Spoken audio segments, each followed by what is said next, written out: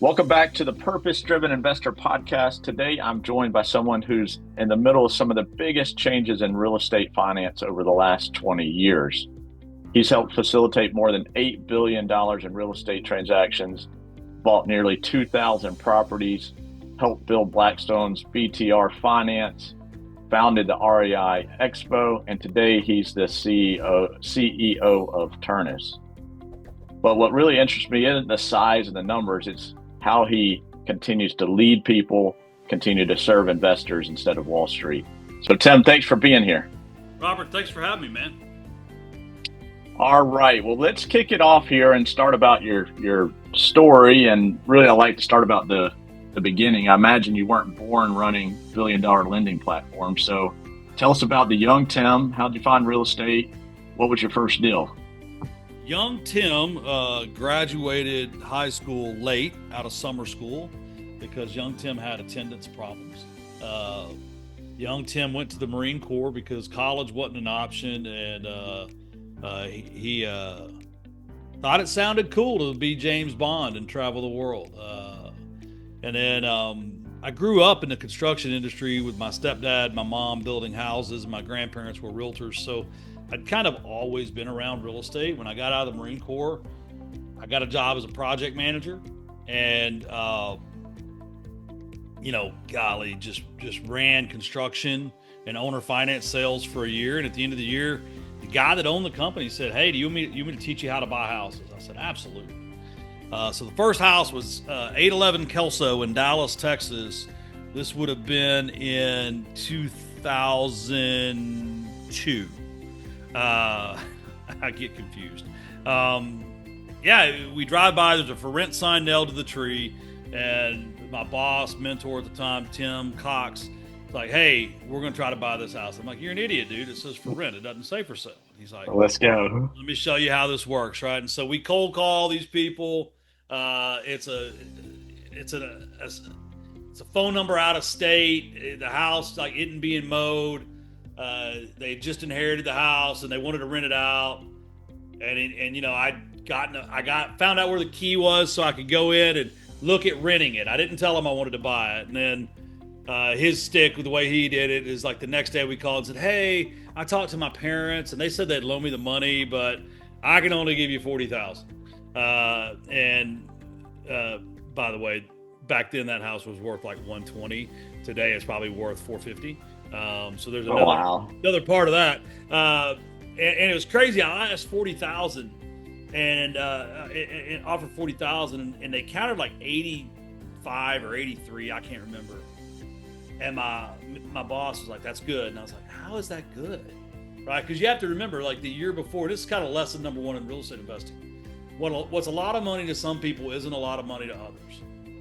Right? You may be in a phase of your life where $1,000 is a lot of money, right? You may be in a phase of your life where $100,000 is a lot of money. You may be in the phase of your life where $1 million really isn't a lot of money. I mean, it happens. And so Tim was like, "All right, we're gonna call and we're gonna counter 48,000." And I'm like, "Man, we are wasting our time." And we offered 48,000, came up from 40. They call the next day and they're like, "We'll take 63,000." And that was kind of lesson number one, because like the year before, I had been in combat and I made $1,810 a month, right? So for someone to overnight give away $20,000, I just didn't understand it. Mm-hmm. And he's like, "All right, we're moving in the right direction. We're going to raise our offer to 52, final offer, and they'll take it." I'm like, "You are nuts. Like, they've already come down $20-something thousand. They're not coming down another $10,000. Well, sure enough, they signed the contract at 52 the next day. And, man, I was hooked after that. So I started buying houses for all these other people, and I was the number one buyer in the nation for Homevestors, the We Buy Ugly Houses group. I worked for a franchisee. I'll fast forward because it's obviously over 20 years. Got tired of being an employee, called a hard money lender, took him to lunch at a barbecue place, said, "Hey, will you finance me?" And he said, "Hey, dude, we've been doing a lot of business back and forth. Love the way you work. Let's partner up." So by the time I was 28, I'd built a 100-house portfolio. Then a great recession happened. in 2006, met my wife. She already owned a Home Investors franchise. Stopped the other partnerships, partnered with her, flipped 143 houses in 2007. Then the market collapsed, lost millions and millions and millions of dollars. By the time 09 rolled around, I was a volunteer firefighter and a stay-at-home dad. And my wife was a full-time foreclosure REO agent. And, you know, I kind of thought if I could just get a job as a firefighter, I was done with real estate. But that wasn't in God's plan for me. I ended up getting back into real estate, started the REI Expo in 2010, sold that to Think Realty 2013. Through that, met the guys at Blackstone. Through that, you know, started financing houses. I had restarted my probate list marketing in 2010, and I was wholesaling and flipping and building my rental portfolio back. Just through it all, man, you know, just lesson after lesson after lesson. And I always say this, and I'll stop talking. I'm sure you want to ask me something. Ultimately, through it all, you always have problems. They just come with more zeros and more commas. Right. You know, so it's like, you know, when I first got into this, I mean, I signed a $5 million warehouse line of credit yesterday. If you told me I'd be borrowing $5 million on top of $25 million on top of raising $15 million, I'd have told you were nuts. I mean, but now it's just like, I'm having a board meeting later this month or in July where we're going to authorize another $50 million raise. So it's just different, right? And so it's been fun. I'm a constant learner. I'm an eager learner. I give back, and I'm glad you had me here today. That's huge. That's huge. Lots of ups and downs, but it sounds like more ups than downs. And you think about back in your first boss and mentor offering to show you, hey, let me show you how to buy houses. And imagine if that moment didn't happen, right? And you got to appreciate people that are willing to pour into other people and show them the way, right? Well, yeah, and you know, the second half of that lesson is when you get in the position to do that, you better treat people right. Because ultimately, the only reason I ever left his company, because you got to remember, I didn't have a real taste of anything yet. I was a loyal Marine. I was a hard worker. But he didn't treat me right, and he didn't pay me on time. And I mean, I'll never forget, it was Christmas of 2002. And I'm sitting at the Christmas party at their really nice house in East Dallas, which is now, today's value is probably $1.5 million, $2 million. And those suckers owe me like $11,000, $13,000. I can't remember the number. Back commissions, profit share that they never gave me. And I'm sitting there with an overdrawn bank account. And I'm just looking around the room. I'm like, what are we doing here? And I quit the next day after I literally had to borrow money from the guy for gas, right? So, I don't know, man. I mean, the next guy that I went and worked for, he didn't treat me right. And, you know, the lesson here is, it's one thing to give knowledge. It's another thing to uphold your word. And if they had treated me right, I'd still work for them today. I bet you I would have never done the things I did. So it's like, at the time, it seemed like the worst thing in the world. Obviously, hindsight's 20/20, and it ends up being the best thing in the world. So, right. It's interesting. Well, you can say God puts people in your life to point you in the direction you need to go, right? Whether that's, you know, treating you wrong so that you go in a different direction, I guess, right? Sorrow, suffering, and surrender are kind of required to fulfill your plan on this earth. So talk about lots of roller coaster moments and different experiences. What was the moment where you said, hey, this is the business for me. I want to be in real estate and I want to make this a career? So I'm older than probably all your audience, but when I got out of the Marine Corps, the first thing I did was sell life insurance. And I'll never forget, like the 4th or 5th week that I was working there, because they would book the appointments and you just had to go, right? And we didn't have GPS, map book in hand. And I made like $6,000 that week. And I didn't get shot at once. And I just remember comparing that to the time in the Marine Corps and the things that we did and the things that we experienced. And I just remember thinking, man, no, but the thing in the Marine Corps, like this was the thing, whether we were in a combat zone or on leave or sitting at the base cleaning our gear, we got paid the same amount of money. Whether we were awake for 20 hours a day or 12, we got paid the same amount of money, right? Someone else told me what my time was worth.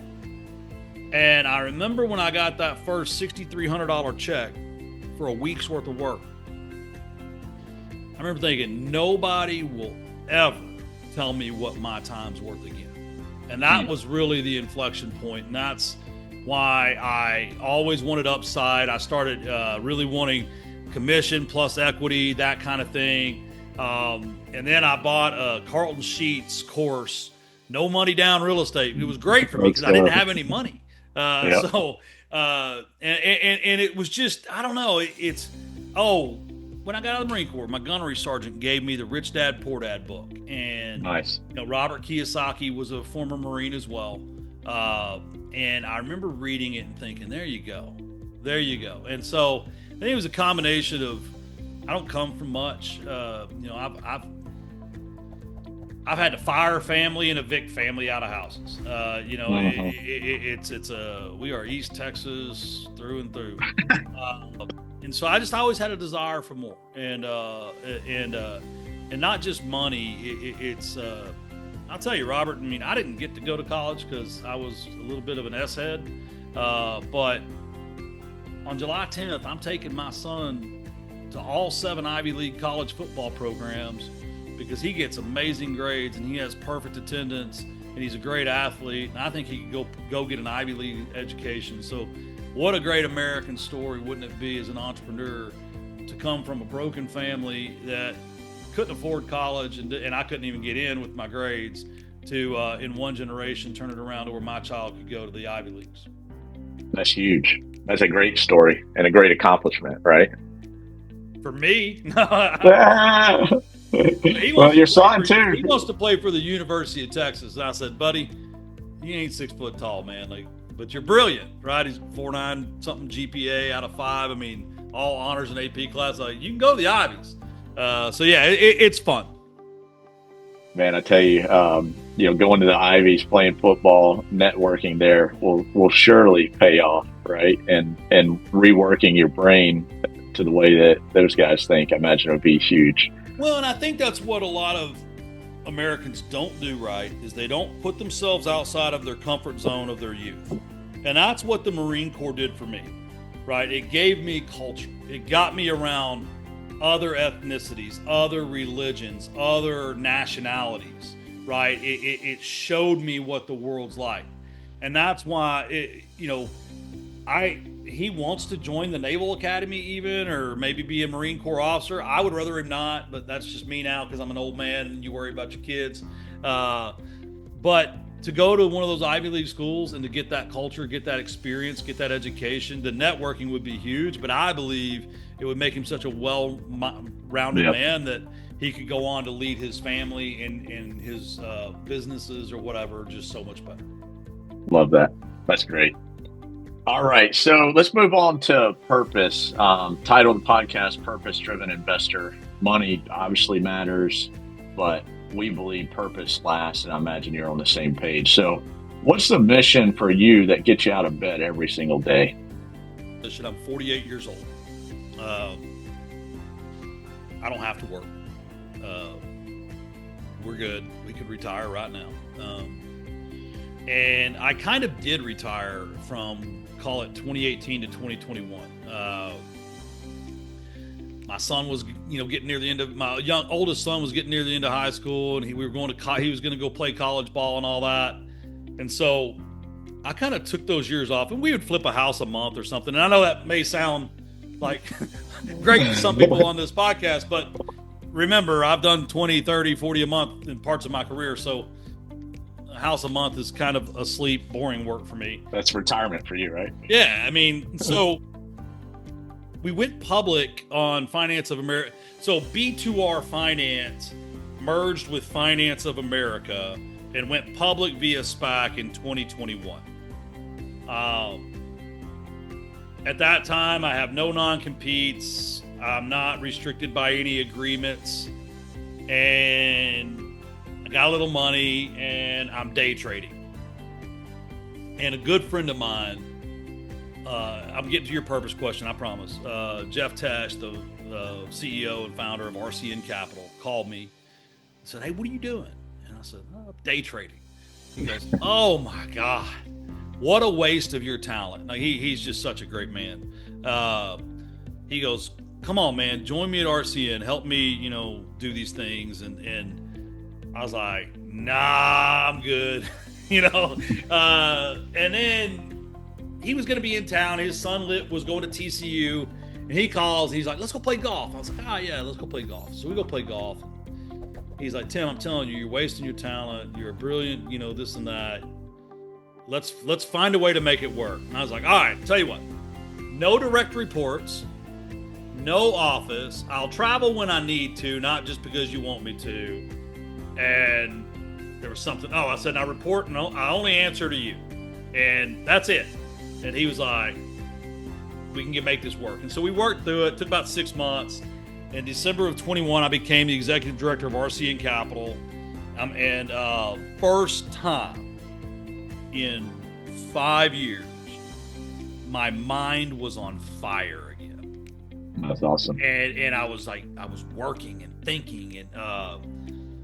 And then, as it would have it, in June of 22, I attended my first boardroom mastermind.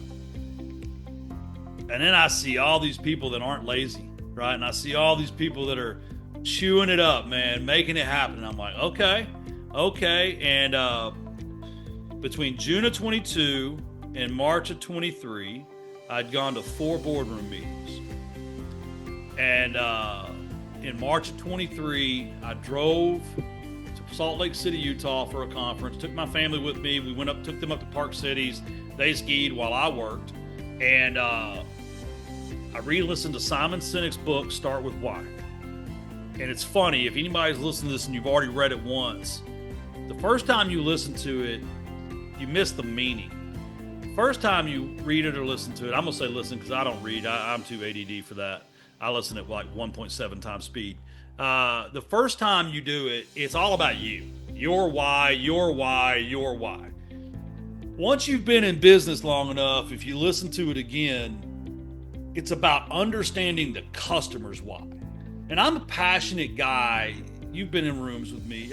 I'm a passionate guy about helping other people because real estate investing has changed my life, right? Like, we just talked about it, right? Like, to go from a basic high school failure to sending your son to the Ivy Leagues, like, that's different, right? To be 48 and my parents are 70 and can't retire, and I could, retire and retire above where 97% of America is, right? Like, so it's just, I love it and I'm grateful. And so when I listen to Start With Why, I love lending because, by the way, we're raised typically in America that money's a result of time and energy versus money's a tool. And I learned from my third mentor, Scott Horn, that money's a tool to make more money. And if you'll delay your gratification and just use your money to make more money, you get ahead so much farther. And I'm an idiot, uneducated Marine, so I just did what I was told. So I'm listening and I'm like, oh my God, I got it. I hate lending, but why do I hate lending? The first thing anyone asks is, what's your rate, right? Second thing they ask, what are your points and fees? Like, their first 2 questions are basically, I don't want you to make any money, right? And so it's a commoditized product, so it sucks. And then they talk about Apple iPhones. Apple. You've never seen Apple advertise a price on an iPhone. Never, not once. They don't advertise prices on anything. You may see AT&T or T-Mobile advertise that it's free. They don't talk price at Apple. Nike. You'll never see a Nike advertisement that has a price. You may see a Foot Locker advertisement that has a price on Nike. Coke, right?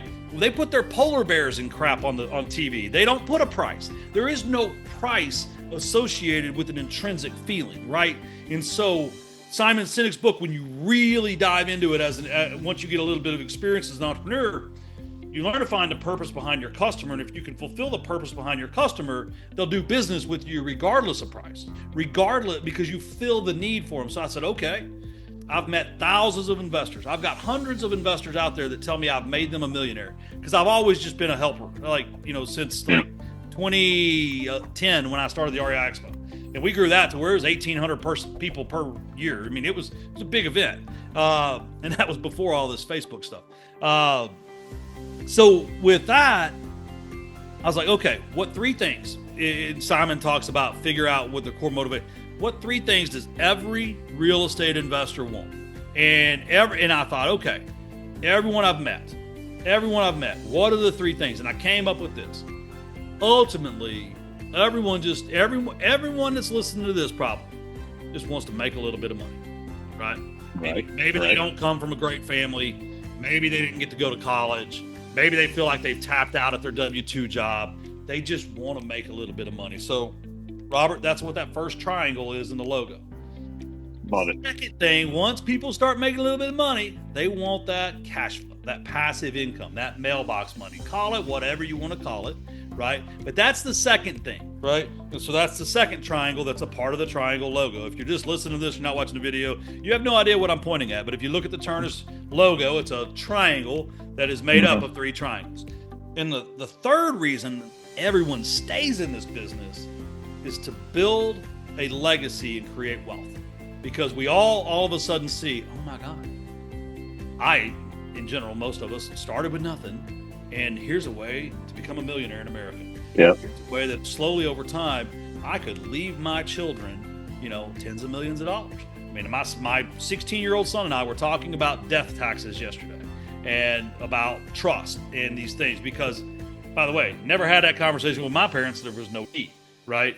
But for him, he needs to understand and start thinking this way. And so, like, that legacy is a whole thing. So Turnus is actually Latin for threefold, meaning what we care about is the 3 things that our customers really care about. And so as a part of that, our name is our mission, and our mission is our name. And then I start every meeting that we've ever had at Turnus with my mission statement, which literally is what I just told you. It's we partner with real estate investors to provide fast, reliable capital to help them create wealth and build a legacy. That's it. That's what we do. That's our purpose. So I have shareholders. We have over 136 regular everyday investors that own stock in my company. I have 72 team members at Turnus that own stock in my company. I have my friends from the Boardroom Mastermind that helped me get the thing started that own a majority of stock in the company. And we're about to do another offering, not a promise or solicitation, disclosure. And we'll sell more stock in the company. And then eventually the intention is to convert it to a REIT or even take it public. And here we go, the longest answer probably ever to your question. In 2013, when I partnered with Blackstone, I helped hand Main Street to Wall Street. At that time, there were no institutional loan products available, and I helped create it. And now all the loans are institutional, and they suck in general. So my swan song, if you will, Robert, is a decade ago, I gave Main Street to Wall Street, and I'm here to take it back and give Main Street back to Main Street. And then when I turn 50, I intend to ride off into the sunset and spend my time in Europe with my wife. Let's go. So we've got a couple of years, right? We got to make it happen. That's right. And Kiavi sold for $714 million 2 weeks ago. So we've got a comp. There you go. All right. Well, lots of work to do, but I love that mission. And I think obviously create huge impact in not only your life and your family's life, but so many people. Because you think about, not only are you touching the investors that you work with, right? But imagine all the people that they touch as a result of being able to work with you. That's huge. Thank you. All right. So let's talk about Turnus a little bit more. And tell us about how you're different. Well, let's start first with, you gave us a bit of an overview of Turnus. Tell us a bit more about Turnus and how you work with investors, what products you offer, and how you're different than other traditional lenders? Yeah, so our core offering, probably 80%, we'll do 80 million of it this year, is 100% financing at 70% loan to value for anybody. We don't have a minimum credit score. We don't have a minimum experience requirement. We make sure you're not a fraud, felon, or a fugitive. And then we make sure that you have the money to finish the project. And then we evaluate the project, because I've bought like 2,000 houses. I don't even know the number. I bought more lots this year probably than most of these people ever buy houses. And so it's like, we know how to underwrite the assets. And I brought a lot of my people that had worked on my property teams before into the company. And so I'm okay giving a brand new investor 100% financing, because I'm going to look at the deal, right? And I'm going to make sure that you have 6 months worth of interest payments, right? I don't want you to fail, right? I'm going to make sure you have 10% of the rehab to get started, because then you're going to come to me for the draws every couple weeks, right? And I'm going to pay you for the rehab. But the big limiter is 70 LTV, right? Don't go overpay. And I tell people all the time, just because a lender offers 80 LTV doesn't mean you should take it, right? Mm-hmm. I mean, just because a lender offers a debt service coverage ratio loan at below 1% doesn't make it a good loan for you, right? Because, you can get real estate rich and cash poor really quick in this business. So, we're a tech first company. We're using automated underwriting and AI. We're using Plaid now, which is just amazing, because in like 30 seconds, I can get all your bank statements. I can get your background, and we can just move forward. Like, why do we need to email bank statements back and forth in 2026? We close fix and flip loans in a week sometimes. If the customer's really organized, we're closing long-term rental loans in less than 2 weeks, in 11 days. So our core values are really how we're different. So our core values, I'm a Marine, so everything has to be an acronym. Our core values are STARS, speed. We operate with speed because we know time kills deals. Transparency, because I've been on the other side of the lender table, and I know what it's like to get yanked around. So we're not going to yank people around. If we're having a problem with your loan, I had a 15 loan portfolio yesterday that after the first 2 site inspections came back, I told my guys to kill it. Like, the inspector was afraid to go into the second one. So, and there's like stray dogs running around, so he wouldn't even take outside pictures. Like, we just know if that's what you're bringing me, right, it's probably not going to work, right? So but I'm transparent about it. I'll tell you now. I'll give you a refund on the inspection cost of the other 13 houses, so I don't waste your money, right? I'm not going to yank you around, and I don't want you to yank me around. The A is accountability, right? So we got speed, transparency. A is accountability.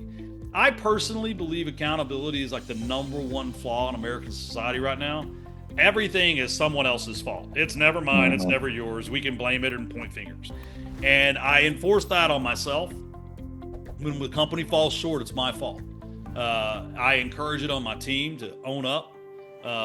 Because if you can quickly, transparently acknowledge where you made a mistake, we can fix it together, right? If you slowly hide it and don't take accountability, you probably get fired, right? So speed, transparency, accountability, and then respect. And the respect is more about, we're going to respect everyone as human beings. We're going to respect each other's time. When we see our teammate working hard, we're not going to throw extra stuff on them. We're not going to halfway do our job and expect someone else to clean it up, right? We're going to respect the customer's time. We're going to respect each other's time. We're going to be respectful of each other. And because respect is just a huge thing for me. If there's anything, like, you can ignore me all you want, but don't call me a name. Like, I mean, I'm just, so respect's a big thing for me. And then the last one is service. And service, it gives me goosebumps every time I say it, because we make millionaires, right? Like, our investors, our customers, we're trying to help make them millionaires. We're trying to help them build wealth and create a legacy.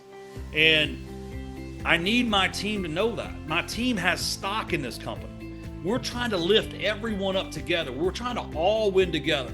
So you have to be of service. And so the same way we're not going to disrespectfully throw incomplete work on our teammates, we're also, when we see them struggling and maybe we have some capacity, we're going to reach out across the aisle and say, hey, can I help? Like what can I do? How can I help you? You seem stressed, and so that's it. I mean, how we're really different is we are super focused on living those core values every day. That's awesome. And I imagine if you can hit on all cylinders on every star, then you got something there, right? Yeah, and we give out Stars Awards every month. So this is fun, right?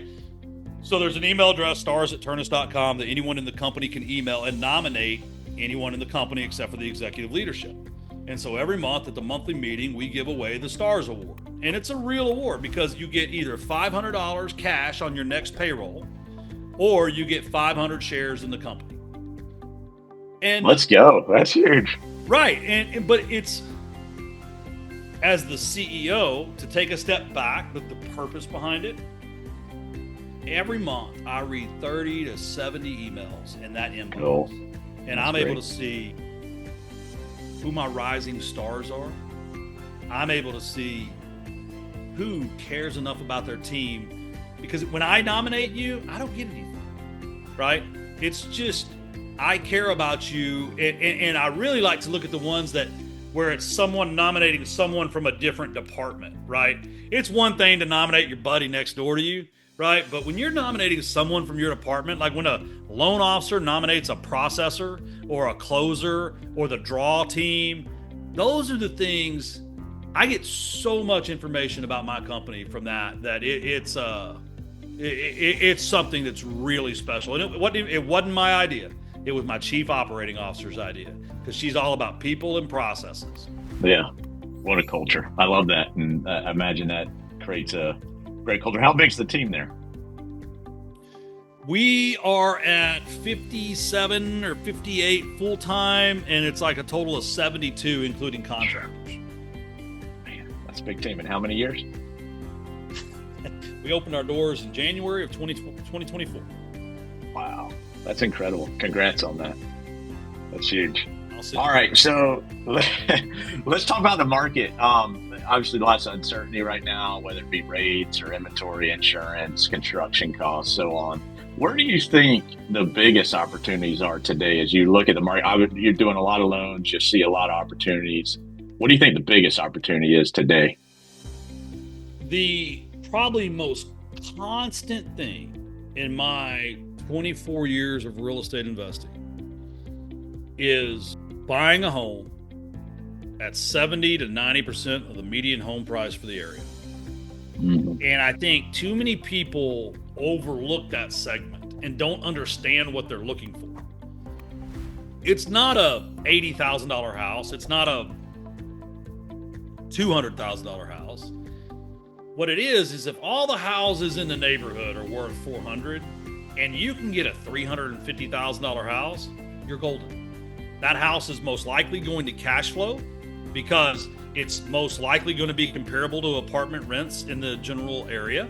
That house is going to sell quickly because it's just cheaper, right? Mm-hmm. And that house is going to probably go up in value in a dollar per square foot wise faster. So, I think right now the market's really strong. I mean, we do 12-month loans, and our average duration is still below 6 months. I mean, the investors that are focused, right, that get a good project that they have a good plan on are in and out. And like, I mean, we're carrying, I don't know, 45 million in assets under management right now. It's 200 something loans that we report on, and less than 1% of those loans are past due 60 days or more. That's what's really known as delinquent. And our customers get it. Get in, get out, come back to the well again. Great. I think the market's great. And I think, if you go back to last year, there was a lender panel at the boardroom, and the two other guys were like, oh, rates are coming down this year. And I kind of laughed at the end of the stage. I'm like, no, they're not. And they haven't. And they're a little up and down. I think, I think you will see lower rates by the end of this year. And I'm not one of those, so hurry up and buy now. You don't hurry up and make investment decisions. But the opportunity's there. And if you can find a house that cash flows right now, many geographies have gone down 18 to 22% in the last 36 months. Many rents have reduced, 10 to 15% in some zip codes. I believe that we're at or very, very near the trough in values and in rents. So much so that we recently increased our loan to value on certain loans. So I really do feel like the time is now to start getting ready if you're not already ready, because I think we're going to have an ultra low rate environment on the back of some government manipulation. And they're already talking about the way they changed the inflation measure. They're already talking about, the new Fed chair. There are, we just had major inflation from the Iran war and oil prices, and now that's going to go down, and that's going to cause quarter-over-quarter deflation, which will give them a cover story.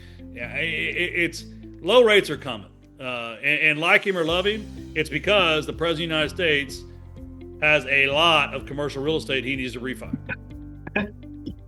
True story. Or buy, right? One of the two. Or friends that need to buy. All right, let's move. We're about out of time here, so let's go into the rapid fire questions. We'll go through 3 or 4 questions, but would love to know, what's one book everyone should read? You get to pick. If you're a procrastinator, you must read Eat That Frog. If you're not a procrastinator, read Richest Man in Babylon. Love it. One habit that's changed your life?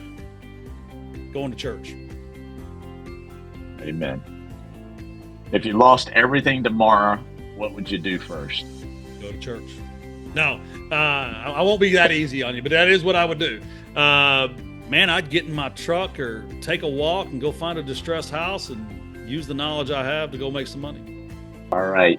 If you could give one piece of advice to somebody that's working a W-2 who wants financial freedom, what would it be? It's a great book called What to Know Before You Quit Your Day Job.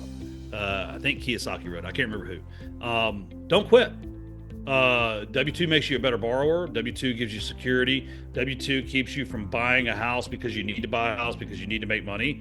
And the benefits are a lot cheaper than employed people get. Don't quit. But if it's a job that makes you unhappy, then you need to look for either another job that makes you happy. And if you don't have at least a year worth of crap money, don't even consider walking away. Love that advice. So many people out there tell you, go quit your job, go start, follow your passions. Like, keep your job. Like you said, it makes you a better borrower, gives you leverage, gives you the right financial statement to go out and then make a bigger impact. Well, I'll tell you, the biggest mistake I've made in my career is not treating my wife like a life partner or a business partner, and we're in a very traditional marriage where I'm the breadwinner, and at times when I'm full-blown entrepreneur and not drawing a regular salary, it worries her. She's worried about our family, about our future. When she hears me saying I'm $27 million in debt, it worries her. But there's something about my wife drawing that regular paycheck makes her okay. And so I think there's a sense of security. And I think oftentimes we ignore that need on, lately everybody's going, who you marry is the biggest choice you'll ever make. It is, right?